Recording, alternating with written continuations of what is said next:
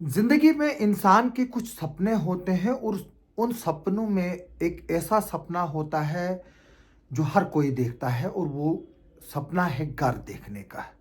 जी हाँ, हर कोई चाहता है कि उसका अपना घर हो और वो घर खुद बनाए और अपने लिए बनाए और अपनी ज़रूरियत के मुताबिक बनाए। लेकिन जब इस घर में लगने वाले ईंटें, जब इस घर में लगने वाली रेत, जब इस घर में लगने वाले मिट्टी और जो बाकी पत्थर हैं, जब वो ही आपको महंगे मिलने शुरू हो जाएंगे तो आप लोग भी परेशान होते हैं और इंसान सोचता है कि वो क्यों घर बना रहा है और किस लिए बना रहा है।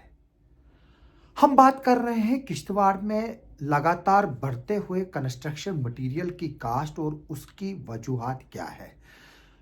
जी हाँ, कंस्ट्रक्शन में सबसे ज़्यादा चीज़ें जो लगती हैं उनमें से एक तो सरिया लगता है, उसके बाद फिर रेत लगती है और फिर ईंटें लगती हैं, बजरी लगती है और बाकी छोटी-मोटी चीज़ें लगती हैं जिसमें सीमेंट वगैरह शामिल है। सीमेंट और जो सरिया है वो तो आपको एज़ पर मार्केट ट्रेंड ही मिलता है, कभी उसका रेट कम होता है, कभी ज़्यादा होता है, तो उसके रेट जो है वो एक तरह से फिक्स है। फिर अगर हम दूसरे कंस्ट्रक्शन मटेरियल की बात करें जिसमें ईंटें हैं और ख़ास तौर पर रेत है, वो एक इम्पॉर्टेंट कंपोनेंट होता है, जबकि यहाँ पर बजरी जो है वो लीगल मिलती है क्योंकि यहाँ पर लीगल यूनिट्स एस्टेब्लिश्ड है, तो इसलिए मैं बजरी पर बेस ही नहीं करना चाहूँगा और ना ही मैं इस पर बात करना चाहूँगा। लेकिन जो रेत है और जो पत्थर है और जो बाकी इलीगल माइनिंग यहाँ पर हो रही है मिट्टी की, उसके बारे में मैं ज़रूर बात करना चाहूँगा। पिछले दिनों हमारा भी कंस्ट्रक्शन का काम था और ये एक्सपीरियंस हुआ कि जो चीज़ 12 से 13,000 में मिलनी चाहिए वो 23 से 24,000 मिलने लगी। वजह यही है कि एक तो ये माइनिंग इलीगल हो रही है जिसकी मैं बात करूँ रेत को लेकर। जो डोडा से रेत मंगाई जा रही थी वो सस्ती थी, लेकिन जो किश्तवाड़ के मुगल मैदान से या पाडर से आ रही थी वो महंगी थी क्योंकि ये सब इलीगल थी, क्योंकि डिपार्टमेंट जो है वो फेल हो गया है, जिसको जियोलॉजी एंड माइनिंग डिपार्टमेंट कहते हैं। उसका यहाँ पर बाकायदा तौर पर एक डिस्ट्रिक्ट ऑफिसर बैठा है, शायद उसको डिस्ट्रिक्ट मिनरल ऑफिसर कहते हैं, और उसको न सिर्फ किश्तवाड़ का बल्कि डोडा का भी चार्ज है। मैंने कोशिश की थी कि जो पर्चियाँ हैं, जो लीगल प्रोसेस है उसको अपनाया जाए, लेकिन बदकिस्मती की बात ये है कि कोई लीगल प्रोसेस से काम करने को तैयारी नहीं है। तो फिर जो ये दूसरा रास्ता है उसी से लोग जो है वो यहाँ पर रेत और पत्थर और बाकी मिट्टी वगैरह खरीदते हैं। जो 400 फीट का डंपर है, पहले आप उसको किसने देखा कि वो एग्जैक्टली 400 ही है या 400 से कम है। पाडर से किश्तवाड़ तक पहुंचते पहुंचते उसकी कीमत 23 या 24,000 रुपया हो जाती है। इसी तरह से मुगल मैदान से यहां तक पहुंचते हुए उसकी कीमत भी 23 या 24,000 होती है। हालांकि मुगल मैदान नज़दीक है और पाडर जो है वो दूर है। जाहिर से तौर से बात है कि ट्रांसपोर्टेशन ज़्यादा लगती होगी, लेकिन बात ट्रांसपोर्टेशन की नहीं है क्योंकि मुगल मैदान से लेकर किश्तवाड़ तक सिर्फ एक या दो ही चेक पोस्ट है, जबकि पाडर से लेकर किश्तवाड़ तक 5 या 6 होंगी।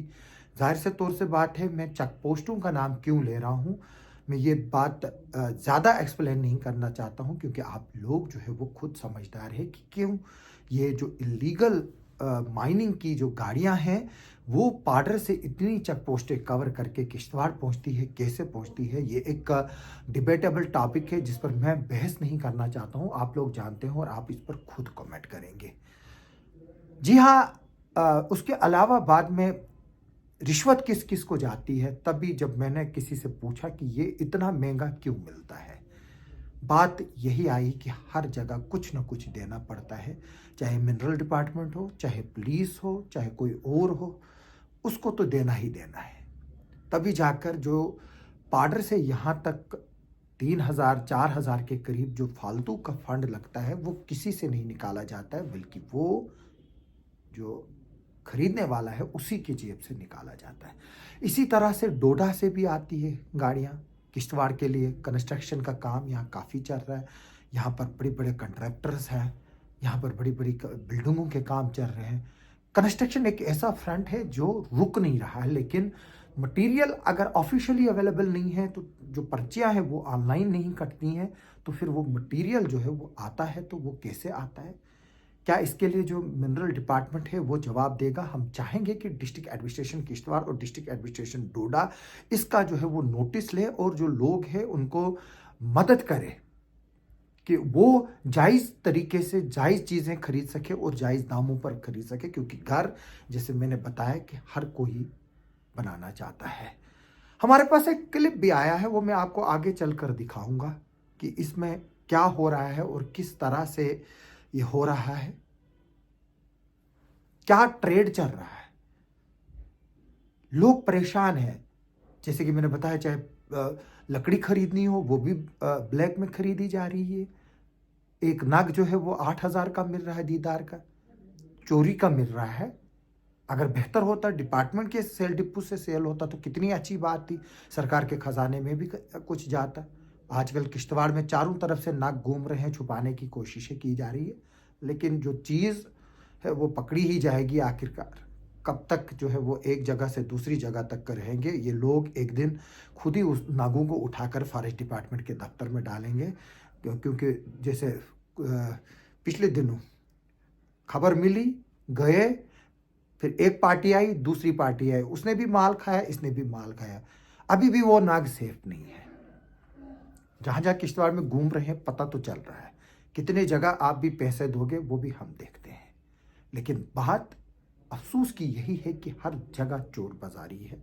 इसमें फॉरेस्ट डिपार्टमेंट इकलौता नहीं है, इसमें जल शक्ति डिपार्टमेंट इकलौता नहीं है, इसमें फूड डिपार्टमेंट इकलौता नहीं है, इसमें आरटीडी डिपार्टमेंट इकलौता नहीं है। इसमें हर एक डिपार्टमेंट जो है वो अपनी अपनी तरफ से कमा रहा है और दमा रहा है, और अल्टीमेटली जो लोड है वो आम इंसान पर पड़ रहा है, एक आम गरीब इंसान पे पड़ रहा है, जिसने किसी ने हाउस लोन निकाला है, जिसने किसी ने उम्र भर की मेहनत की है, वो जमा करके जो है वो घर बना रहा है। जैसे कि ओवरलोडिंग की बात आई, कल मुझे कोई लिख रहा था 6,000 7,000 ईंटें एक गाड़ी में लाते हैं, जबकि उतनी आनी नहीं चाहिए, फिर भी लोगों से उतने ही रेट्स के हिसाब से लेते हैं। अगर एक गाड़ी में 3,500 या 3,000 ईंटें अलोड है, अगर वो 6 ला रहा है तो कस्टमर को बेनिफिट देता तो बात थी। यानी कि जो ईंट मुझे 12 रुपये की पड़नी थी वो उसने 6 लाई तो वो 10 की पड़ती, तो बात बनती भी कि लोगों को जो है वो फ़ायदा हो रहा है। लेकिन जो गाड़ी वाला लाता है वो एक ही गाड़ी में 2.5 गुना ज़्यादा लाता है, तो फिर बाद में किराया अगर हमें कम करता तो बात थी, वो नहीं होता, वो पूरा लिया जाता है। तो इसलिए मेरी इस वीडियो के ज़रिए डिस्ट्रिक्ट एडमिनिस्ट्रेशन से, गवर्नमेंट से रिक्वेस्ट है कि वो इन चीज़ों की तरफ देखें और लोगों को यहाँ पर ऑफिशियली मटेरियल प्रोवाइड करवाए, उनको रसीदें काटे। वो रॉयल्टी देना चाहते हैं, आप लोगों ने रॉयल्टी के टेंडर्स इशू किए हैं, जिस शख्स ने करोड़ों रुपया आपको दिया है, चाहे वो मुगल मैदान का हो या पाटर का हो, उसको क्या फ़ायदा मिलेगा? फिर आप तो उसका नुकसान करा रहे हैं। हाँ, जो इस ट्रेड से जुड़े हैं, कोई अगर बकरी ये कोई अगर खच्चर वाला है, कोई अगर गद्दे घोड़े वाला है, तो हम उसकी जो है वो मदद करना चाहते हैं। हम चाहेंगे कि उनको भी जो है वो वहाँ पर एज ए लेबर एंगेज किया जाए, ताकि वो अपना घर भी चला सके। लेकिन इसका ये कतई नहीं मतलब है कि उस आड़ में लोगों को उसी तरह से लूटा जाए जिस तरह से हमने चंद दिन पहले खबर की है फॉरेस्ट डिपार्टमेंट की, किस तरह से लोगों को लूट कर जो है वो लूट खसूट मची हुई है, और लोगों को जो है वो ब्लैक्स में और जो ब्लैक में है उसमें जो है लकड़ी बेची जा रही है। लोगों को मजबूर किया जा रहा है खरीदने के लिए चोरी की लकड़ी, क्योंकि लोग जो है वो उनको काम करना, उनको घर बनाना, इंसान की ज़िंदगी ही कितनी होती है। अगर हम सालों घर बनाने में जुटे रहे तो फिर ज़िंदगी ख़त्म होगी, फिर उस घर को कौन देखेगा, वो किसके काम आएगा फिर। इसलिए मेरी डिस्ट्रिक्ट एडमिनिस्ट्रेशन किश्तवाड़ से इस वीडियो के ज़रिए अपील है कि वो इस मसले में देखें। आइए मैं आपको ये थोड़ा सा छोटा सा क्लिप आगे चलकर दिखाता हूँ जो हमें पाटर से आया है।